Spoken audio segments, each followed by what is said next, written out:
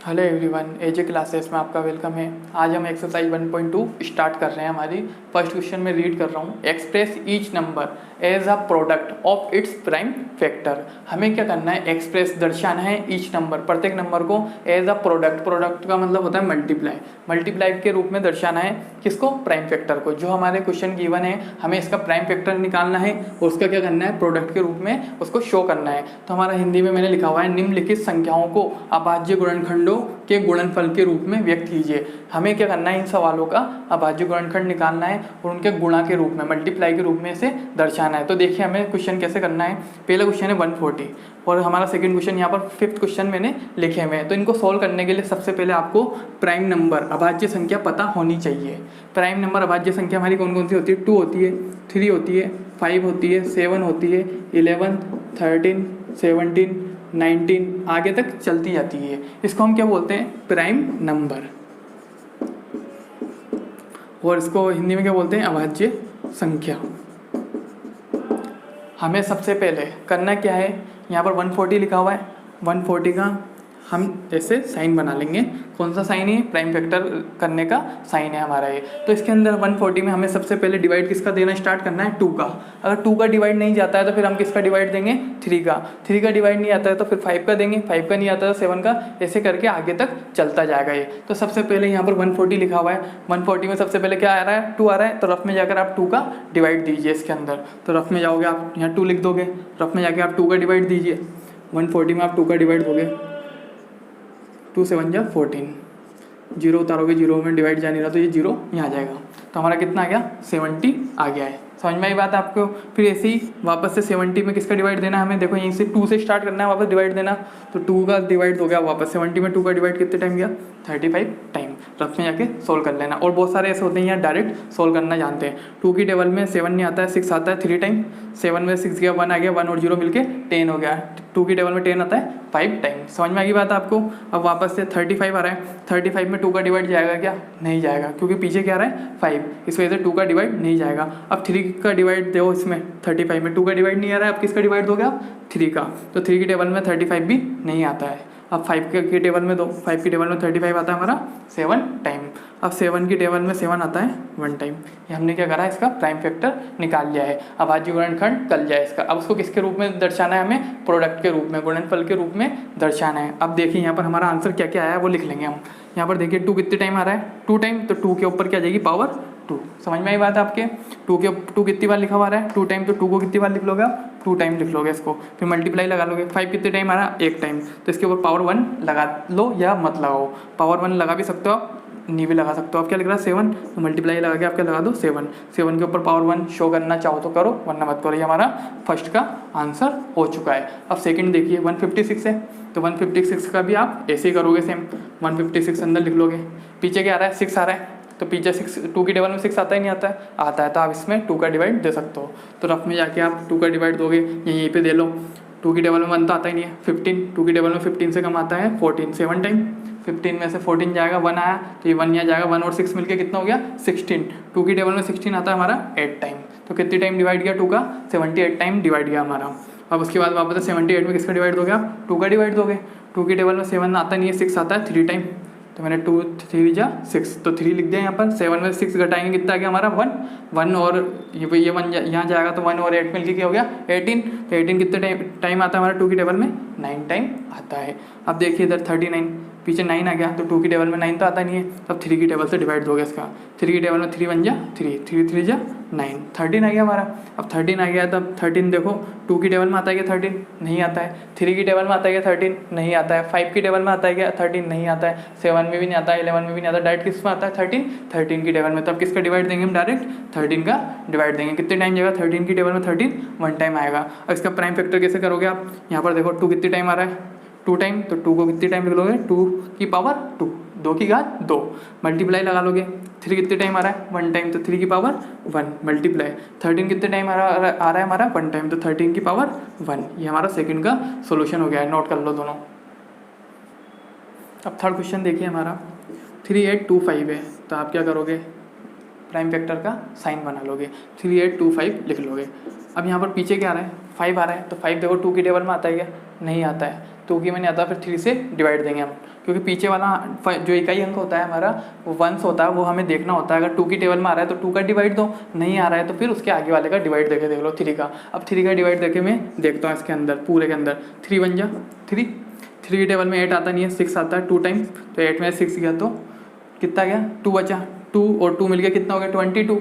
3 की टेबल में 22 से छोटा क्या आता है 21 आता है 7 टाइम, तो 22 में से 21 गया तो 1 बचा, 1 और 5 क्या हो गया 15, तो 3 की टेबल में 15 आता है 5 टाइम।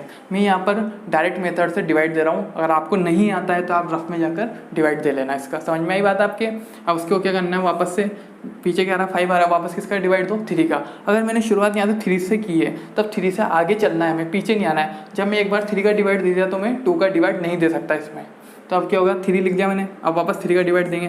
3 की टेबल में 12 आता है 4 टाइम, 3 की टेबल में 7 आता नहीं है 6 आता है 2 टाइम, 7 में 6 गया तो 1 बचा, 1 और 5 कितना हो गया 15, 3 की टेबल में 15 आता है 5 टाइम। अब उसके बाद वापस 3 की टेबल से मैं रफ में जाकर डिवाइड देता हूँ, इसमें 3 बन जा 3, 4 में से 3 गया, रफ में जाके आप 3 का डिवाइड वापस दे लो 4 2 5 में, 3 बन जा 3, घटाओगे 1 आ गया 12, 3 4 जा 12। अब 3 की टेबल में 5 तो आता ही नहीं है, पूरा आंसर क्या आना चाहिए हमारा 0 आना चाहिए, इस वजह से 3 का डिवाइड इसमें नहीं जाएगा। आप किसका डिवाइड दोगे, आप डायरेक्ट 5 का। 5 की टेबल में 4 आता ही नहीं है, 5 की टेबल में 42 से कम आता है, 40 आता है 8 टाइम, 5 8 जा 40, 42 में से 40 गया था 2 बचा हमारा, 2 और 5 मिलके कितना हो गया 25, 5 की टेबल में 25 आता है हमारा 5 टाइम। अब उसके बाद क्या करना है हमें, वापस से 5 का डिवाइड दोगे इसमें, 5 की टेबल में 8 नहीं आता है, 8 से कम क्या आता है 5 बन जा 5, 8 में से 5 जाएगा कितना आ जाएगा 3, 3 और 5 मिलके कितना हो गया हमारा 35, 5 की टेबल में 35 आता है 7 टाइम आता है हमारा। अब देखिए यहाँ 17 आया, तो 17 किसकी टेबल में आता है 17 की टेबल में आता है 1 टाइम, ये हमारा प्राइम फैक्टर हो चुका है। अब देखिए यहाँ पर 3 कितने टाइम्स आ रहा है 2 टाइम्स आ रहा है, तो 3 के ऊपर क्या लगा दोगे आप पावर 2। 5 कितने टाइम्स आ रहा है 2 टाइम्स, तो 5 के ऊपर भी क्या लगा दोगे आप पावर 2, और 17 कितने टाइम आ रहा है 1 टाइम, तो 17 के ऊपर कितनी पावर लगा दोगे आप 1, या फिर बिना पावर के आप लिख सकते हो इसको। हमारा थर्ड क्वेश्चन हो चुका है। फोर्थ क्वेश्चन देखिए ऐसे 5005, तो इसका भी क्या करोगे आप लिख लोगे इसको प्राइम फैक्टर के, उसमें 5005 लिखा हुआ है। अब इसके अंदर डायरेक्ट हम पहले पीछे 5 आ रहा है तो 2 का डिवाइड दे नहीं सकते हम, क्योंकि 2 की टेबल में 5 आता नहीं है, 3 का डिवाइड देंगे हम, तो रफ में जाके आप 3 का डिवाइड दो इसके अंदर, 3 बन जा 3, 3 6 जा 18, 3 6 जा 18, 3 की टेबल में 25 आता ही नहीं है तो डिवाइड जा ही नहीं रहा है 3 का। डायरेक्ट किसका डिवाइड दोगे 3 के बाद आप 5 का, 5 की टेबल में 5 आता है 1 टाइम, 0 आता ही नहीं है, 0 का 0, 0 आता ही नहीं है, 0 0, 5 बन जा 5, तो हमारा कितना गया 1001।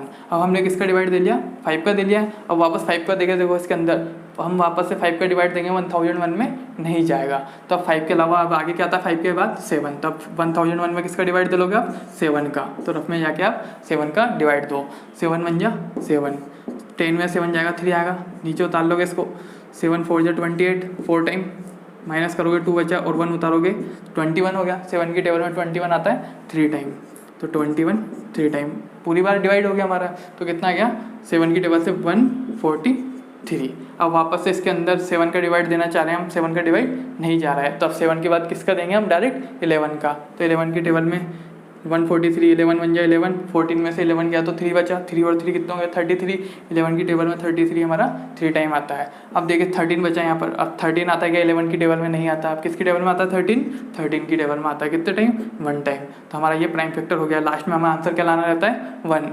अब देखिए यहाँ पर 5 कितने टाइम आ रहा है 1 टाइम, तो 5 को 5 लिख दो, 7 कितने टाइम आ रहा है 1 टाइम, तो 7 को 7 लिख दो, 11 और ये 13, कि सबके ऊपर पावर 1 लगाना चाहो लगा सकते हो, वरना रहने दो इसको। ये हमारे 2 क्वेश्चन और हो गए, नोट कर लो इसको। अब हमारा 5th क्वेश्चन देखिए आप 7429, तो इसका हम प्राइम फैक्टर करेंगे या भाज्य गुणनखंड करेंगे 7429 का। अब मैंने इसके अंदर रफ में जाकर 2 का डिवाइड देना चाहा, पीछे क्या आ रहा है 9 आ रहा है, 2 का डिवाइड नहीं जाएगा। फिर मैंने इसमें 3 का डिवाइड देना चाहा, 3 का डिवाइड भी नहीं जा रहा है, 5 का डिवाइड भी नहीं जा रहा है, 7 का भी नहीं जा रहा है, 11 का भी नहीं आ रहा है, 13 का भी नहीं आ रहा है। इसके अंदर डायरेक्ट किसका डिवाइड जा रहा है इसके अंदर 17 का। आप खुद डिवाइड देके देखना है इसके अंदर डायरेक्ट किसका डिवाइड जा रहा है इसके अंदर 17 का। तो अब रफ में जाओगे आप 7429 में किसका डिवाइड दोगे 17 का, तो 17 4 जा 68, 4 टाइम माइनस करोगे 6 आ गया, 2 उतारोगे 17 3 जा 51, 1 बचा, 9 उतारो, क्या उतारोगे आप 9, और इधर से 1 ये बचा हमारा, ठीक है। 9 और ये 2 में से 1 गया तो 1, 6 में से 5 गया तो 1। अब 17 की टेबल में 119 कितने टाइम आता है हमारा, 17 की टेबल में 119 आता है हमारा 7 टाइम। तो हम इसको माइनस करेंगे तो कितना रिमाइंडर आ गया हमारा, 0 आ गया शेषफल। तो क्या आंसर है हमारा 437। तो आप क्या करोगे, यहाँ पर क्या लिख दोगे 437। 17 का डिवाइड दे लिया, अब 437 में ऊपर 17 का डिवाइड दिया तो 437 में भी इसका डिवाइड दोगे आप 17 का। अगर 17 का नहीं आएगा तो फिर किसका दोगे, 19 का। आगे बढ़ोगे, पीछे नहीं आओगे आप। अब उसके बाद देखो 437 में किसका डिवाइड दोगे आप वापस 17 का। देखो जा रहा ही नहीं आ रहा, 17 2 या 34 माइनस करोगे इसमें से तो 9 आया। 97 17 की टेबल में 97 आता ही नहीं है तो रिमाइंडर 0 आएगा ही नहीं। अब किसका डिवाइड दे लो इसके अंदर, डायरेक्ट 19 का डिवाइड दे लो आप। 437 में 19 का डिवाइड दोगे आप, क्योंकि 17 का गया ही नहीं डिवाइड। अब 19 का डिवाइड दो तो 19 1 जा 19, 19 2 या 38, 2 टाइम माइनस करोगे इसमें। 13 में से 8 गया, 13 में से 8 जाएगा 5 आ गया 57। 19 की टेबल में 57 आता है हमारा 3 टाइम, तो हमारा रिमाइंडर 0 हो गया है। तो क्या आ गया हमारा 19 का डिवाइड देने पर 23। अब देखिए 23 किसकी टेबल में आता है, 19 के बाद 23 भी हमारा क्या होता है, प्राइम नंबर होता है, जो मैं वहाँ शो नहीं कर पाया, लिख नहीं पाया। आगे भी होता है 29 भी होता है 23 के बाद। तो हमारे 23 का डिवाइड दोगे आप, 23 बन जा 23। अब हमारा देखो यहाँ पर 1 आ गया है, हमारा क्या क्या प्राइम फैक्टर बना, 17 बना, मल्टीप्लाई 19 बना, मल्टीप्लाई 23 बना। ये हमारा प्राइम फैक्टर हो चुका है। मैंने आपको इसके फर्स्ट क्वेश्चन के 5 क्वेश्चन करवाए हैं। इसके अंदर क्या है, सारे प्राइम फैक्टर जो भी हम डिवाइड देते हैं, नॉर्मल तरीके से डिवाइड देना भी बताया मैंने आपको, भाग देना बताया, उसके बाद डायरेक्ट यहाँ पर करना भी बताया। आपको जो मेथड सूटेबल लगे आप वैसे इसको सोल्व कर सकते हो, इसको नोट कर लो। अब हमारा सेकंड क्वेश्चन देखिए आप, find the LCM and HCF. हमें क्या करना है, एलसीएम और एचसीएफ फाइंड करना है, निकालना है of the following pairs of integers. जो भी क्वेश्चन गिवन है उसका हमें क्या करना है, एलसीएम और एचसीएफ फाइंड करना है। उसके बाद उसने बोला है एंड वेरीफाई भी करना है। वेरीफाई दैट करना है LCM into HCF equals to product of 2 numbers. हमें इस फॉर्मूले में वैल्यू रखनी है और दोनों आंसर सेम लाने हैं। वो अभी हम सोल्व करेंगे जब आपको पता चल जाएगा। पूर्णांकों के निम्नलिखित युग्मों के एचसीएफ और एलसीएम ज्ञात करना है। हमें क्या ज्ञात करना है, एचसीएफ और एलसीएम ज्ञात करना है तथा इसकी जांच कीजिए कि संख्याओं का गुणनफल बराबर एचसीएफ इंटू एलसीएम। हमें पहले तो एचसीएफ और एलसीएम निकालना है, उसके बाद इस सूत्र में मान रख के हमें इसको सोल्व करना है और प्रूव करना है, इसको सिद्ध करना है। तो देखिए हमें फर्स्ट क्वेश्चन दिया हुआ है इसमें 26 एंड 91। हमें जब भी एलसीएम और एचसीएफ निकालना है तो हमें इन दोनों का प्राइम फैक्टर करना है, अभाज्य गुणनखंड करना है। तो 26 लिखा हुआ है यहाँ पर, तो आप 26 का अभाज्य गुणनखंड कर लो, प्राइम फैक्टर कर लो। तो 26 2 की टेबल में कितनी टाइम आता है, 13 टाइम आता है, अभी हमने सीखा। अब 13 किसकी टेबल में आता है, 13 की टेबल में आता है 1 टाइम। हो गया 26 का प्राइम फैक्टर। अब किसका करना है, हमें 91 का प्राइम फैक्टर करना है। तो 91 तो 2 की टेबल में आता ही नहीं है, 3 की टेबल में 91 आता ही नहीं है। उसके बाद मतलब 3 का डिवाइड 91 में जाता नहीं है। 5 का डिवाइड दोगे आप 91 में, 5 के टेबल में भी 91 नहीं आता। 7 का डिवाइड दो आप, 7 1 जा 7, 9 में 7 गया 2, 2 और 1 मिलके 21 हो गया। 7 की टेबल में 21 आता है 3 टाइम। और उसके बाद 13 है, अब 13 किसकी टेबल में आता है, 13 की टेबल में आता है 1 टाइम। तो हमारा 26 का भी प्राइम फैक्टर निकल गया है, 91 का भी प्राइम फैक्टर निकल गया है। अब हमें यहाँ पर लिखना है प्राइम फैक्टर ऑफ, पहला नंबर क्या था हमारा 26, prime factor of 26। Hindi medium वाले लिख लेंगे अभाज्य गुणनखंड किसका, 26 का अभाज्य गुणनखंड। क्या लिख लोगे हिंदी मीडियम वाले, 26 का अभाज्य गुणनखंड। कितना आया 2 × 13, तो आप क्या लिख दोगे 2 × 13। आप चाहो तो 2 की पावर 1, 13 की पावर 1 भी लिख सकते हो। ऐसे प्राइम फैक्टर ऑफ किसका लिखना है 91, तो प्राइम फैक्टर ऑफ 91 लिख लोगे आप। कितना आया, ऐसे हिंदी मीडियम वाले लिख लेंगे 91 का अभाज्य गुणनखंड। कितना आया 7 × 13, तो 7 की पावर 1, 13 की पावर 1। आप पावर तो शो नहीं करते हम 1। अब हमें क्या करना है, इसके अंदर क्या निकालना है, एलसीएम निकालना और एचसीएफ निकालना है। तो सबसे पहले मैं आपको एचसीएफ निकालना बता रहा हूँ, फिर अगली लाइन में आपको एलसीएम निकालना बताऊँगा। हमें एचसीएफ निकालने के लिए क्या करना होता है, ये दोनों आए हमारे आंसर, दोनों आंसर में एक जैसा नंबर हमें देखना है। दोनों में एक जैसा नंबर क्या है हमारा 13, यही हमारा क्या है एचसीएफ है। क्या है दोनों में एक जैसा 13 हमारा क्या है एचसीएफ। अब यहाँ पर मान लो 13 की पावर 1 होती और यहाँ पर 2 होती, तो हमें पावर कम लेनी है। इसमें एचसीएफ का मतलब होता है कॉमन पावर, कौन सी वाली, छोटी।